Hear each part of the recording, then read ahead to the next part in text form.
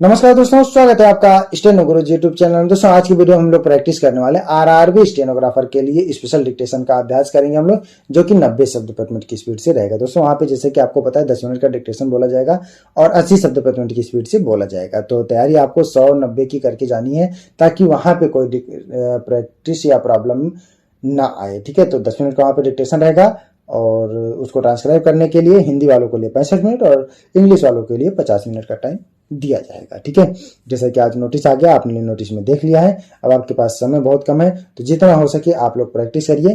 ठीक है, अपनी रनिंग स्पीड बढ़ाइए और ट्रांसक्राइब जरूर करिए। ट्रांसक्राइब करते समय देखिए कहाँ पे गलती कर रहे हैं, किस टाइप की त्रुटि कर रहे हैं, उस त्रुटि को सुधारिए। खास करके सर्वनाम की गलती जरूर सुधारिएगा। इससे बहुत सारी गलतियां हो जाती है जो हमें पता नहीं होता और लास्ट में रिजल्ट आता है तो हमें तो लगता है कि हमने बहुत अच्छा करके आया, लास्ट में रिजल्ट में निराशा हाथ ना लगे। इससे अच्छा है कि सर्वनाम आप लोग सुधारिए, क्योंकि बड़े शब्द कम गलती होते, बड़े शब्द तो याद रह जाते हैं। सर्वनाम में ज्यादातर कंफ्यूजन होने की वजह से गलती हो जाती है, तो इसको ध्यान में रखिएगा। फिलहाल हम लोग डिक्टेशन की ओर प्रैक्टिस करते हैं और इसका पीडीएफ आपको हमारे टेलीग्राम पर मिल जाएगा। टेलीग्राम से अगर टेलीग्राम से आप नहीं जुड़े हैं तो आप गूगल प्ले स्टोर से टेलीग्राम इंस्टॉल करिएगा, नहीं तो वीडियो के डिस्क्रिप्शन में भी लिंक दिया गया है। वहां से इंस्टॉल करने के बाद उसमें स्टेनो गुरुजी सर्च करेंगे तो भी आप हमारे ग्रुप से जुड़ पाएंगे। ठीक है, पीडीएफ से मैच करा के जरूर बताना कितनी मिस्टेक हो रही है। तो ज्यादा समय न लेते हुए चलिए स्टार्ट करते हैं, बाकी जानकारी हम लोग देते रहेंगे।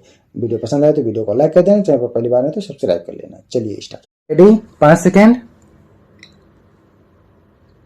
स्टार्ट। उपसभाध्यक्ष महोदय, मैं कई सालों से देख रहा हूं कि हमारे सामने हर साल घाटे का बजट आता है और कोई ना कोई नया टैक्स हर साल बढ़ा दिया जाता है।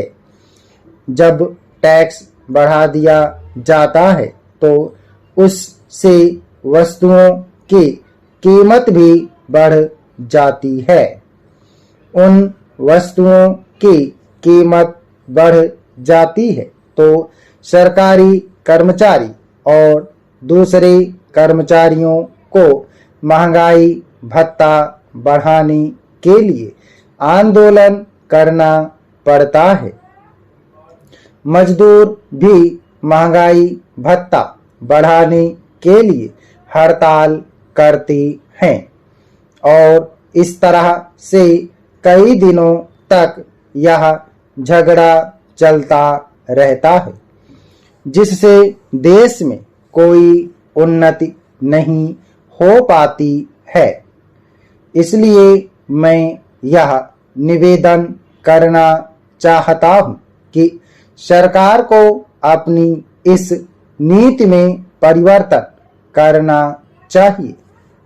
हमें यह बतलाया जाता है कि योजनाओं को कार्यान्वित करने के लिए धन की आवश्यकता है और इसकी वजह से नए नए टैक्स अगले साल आ रहे हैं तो लगानी जरूरी हो जाती हैं।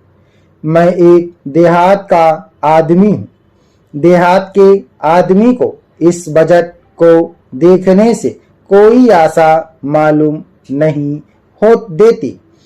वह इस बजट में कोई ऐसी बात नहीं देखता जिससे अगले साल देहातों में कोई नई योजना शुरू की जाएगी ताकि उनके जीवन की आय व्यय में सुधार हो सके तथा उनकी आमदनी में बढ़ोतरी हो सके। इसलिए मेरा निवेदन यह है कि माननीय वित्त मंत्री जी को इस तरफ भी ध्यान देना चाहिए जो कि अभी तक नहीं दिया गया है। मैं आपके सामने कुछ सुझाव रखना चाहता हूँ। सरकार अगर अपनी आमदनी को अच्छी तरह से उपभोग करती तो सरकार ने जो टैक्स आज लगाए हैं उनको लगाने की आवश्यकता नहीं होती।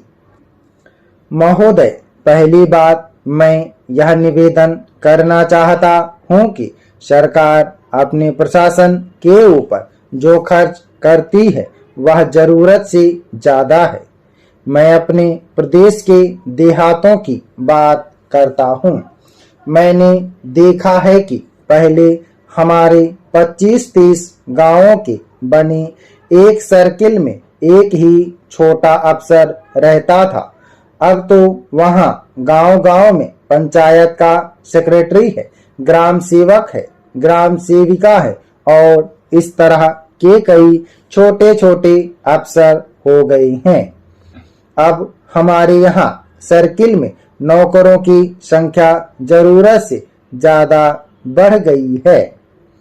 पंचायत समिति में और जिला परिषद में भी कई नौकर बढ़ गए हैं। जिले में डिप्टी कलेक्टर या कमिश्नर के वहां भी हद से ज्यादा बड़े अधिकारी भरे हुए हैं। इतने लोगों की वहां पर आवश्यकता नहीं है। जब कोई नया बड़ा अफसर रखा जाता है या कोई नया दफ्तर खोला जाता है तो उसके लिए बिल्डिंग और क्लर्क तथा चपरासी रखने पड़ते हैं। उनके भत्ते, उनकी मोटरें, पेट्रोल का खर्चा, ड्राइवरों का वेतन, इस तरह से सरकार का खर्चा बढ़ता ही चला जाता है। अतः मेरा निवेदन यह है कि इस तरह की फिजूल खर्ची की आवश्यकता नहीं है। शासन को एक कमेटी बनाकर इस चीज की जांच करनी चाहिए ताकि अनावश्यक सरकारी खर्चे में कमी हो सके। इसलिए सरकार धन के दुरुपयोग को रोके। महोदया, खाद्य स्थिति के संबंध में सरकार ने जो समीक्षा प्रकाशित की है उससे ज्ञात होता है कि खाद्य स्थिति अत्यंत गंभीर है। आवर्षण के कारण अनेक राज्यों में फसल को बहुत नुकसान पहुंचा है। महाराष्ट्र, गुजरात, राजस्थान, मध्य प्रदेश, मैसूर, आंध्र प्रदेश और उड़ीसा के कुछ भाग इस आवर्षण से सबसे अधिक प्रभावित हुए हैं। संकट की गंभीरता का अनुमान इस बात से भी लग सकता है कि इस समय 20 लाख व्यक्ति भिन्न भिन्न राज्यों में राहत के कार्य पर लगे हैं। हमारे अनुमान के अनुसार मार्च के महीने में यह संख्या 50 लाख तक हो जाएगी। प्रश्न यह है कि देश में कितनी अनाज की कमी है? क्या सरकार उसका कोई ठीक अनुमान लगा सकी है? कुछ क्षेत्रों में यह शिकायत की जाती है कि खाद्य मंत्री महोदय अनाज की कमी के आंकड़े 140 से 150 लाख मीट्रिक टन तक पहुंच सकते हैं। प्रश्न होता है कि क्या ये आंकड़े ठीक हैं? सभी इस बात को स्वीकार करेंगे कि आंकड़े एकत्र करने की सरकारी प्रणाली दोषपूर्ण है। यह भी कहा जाता है कि परिस्थिति को जितना गंभीर बताकर पेश किया जाता है उतनी गंभीर परिस्थिति नहीं है। पूछा जाता है कि अगर देश में सचमुच में अनाज की कमी है तो यह क्या कारण है कि कमी वाले क्षेत्रों में भी काले बाजार में अधिक दाम देकर जितना अनाज प्राप्त करना चाहिए कर सकते हैं। शायद सरकार भी इस प्रश्न पर एकमत नहीं है कि देश में कितने अनाज की कमी है। आज के ही समाचार पत्रों में प्रधानमंत्री श्रीमती इंदिरा गांधी ने लंदन के एक समाचार पत्र को जो भेंट दी है उसका विवरण छपा हुआ है। प्रधानमंत्री महोदया का कहना है कि मैं उन्हीं के शब्दों को उद्धृत कर रहा हूं। भारत में अन्न की कमी उतनी अधिक नहीं है जितनी कमी उसके अच्छे ढंग से वितरण की है। फिलहाल देश में अनाज का समान वितरण नहीं हो पा रहा है। उन्होंने यह भी कहा है कि देश में अनाज की कमी है लेकिन भूखमरी की हालत नहीं है। अनाज की कमी का खाका बहुत ही बढ़ा चढ़ाकर खींचा गया है। सरकार जिस तरह से भिन्न भिन्न देशों से, वहां की सरकारों से, गैर सरकारी संस्थाओं से अनाज या दूध का पाउडर या अन्य उपयोग की वस्तुएं प्राप्त करने का प्रयत्न कर रही हैं, उससे तो यह पता लगता है कि परिस्थिति भयावह है। समाप्त। ओके दोस्तों, आप लोग इसको प्रैक्टिस करिएगा। सभी लोग मैटर को प्रैक्टिस करेंगे और ट्रांसक्राइब करेंगे। ठीक है, 90 शब्द प्रति मिनट की स्पीड से है। आपको डिक्टेशन 80 में देना है, लेकिन फुल तैयारी आप 90 और 100 की करके जाएंगे।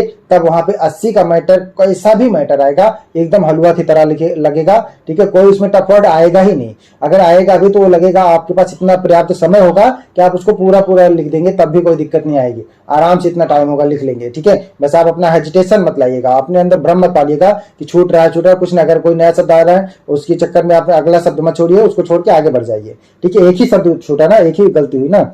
अगर उसके चक्कर में 4 शब्द और छूटेंगे तो 4 गलती बढ़ जाएगी। तो नया शब्द आ रहे हैं, बहुत पीछे आप चल रहे हैं, तो आप वहां पे ब्रेक देके अगला शब्द से आप कोशिश करिए कि डिक्टेटर के साथ में ही लिखते चले। उसके मुंह से आवाज निकले ना कि आप तुरंत आउटलाइन बनाए, मन में अपनी बिल्कुल मत दोहराएं। ठीक है, 90 शब्द प्रति मिनट की स्पीड से है। उम्मीद है कि दोस्तों वीडियो आपको पसंद आया होगा, तो वीडियो को लाइक कर देना। और अगर अभी तक आपने हमारे चैनल को सब्सक्राइब नहीं किया तो प्लीज़ सब्सक्राइब करके नोटिफिकेशन बेल ऑन करना।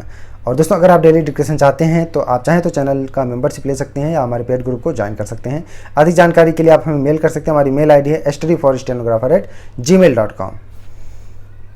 अपना बहुमूल्य सुझाव हमें कमेंट बॉक्स में जरूर देना। वीडियो को पूरा देखने के लिए बहुत बहुत धन्यवाद। Thanks for watching. जय हिंद, जय भारत।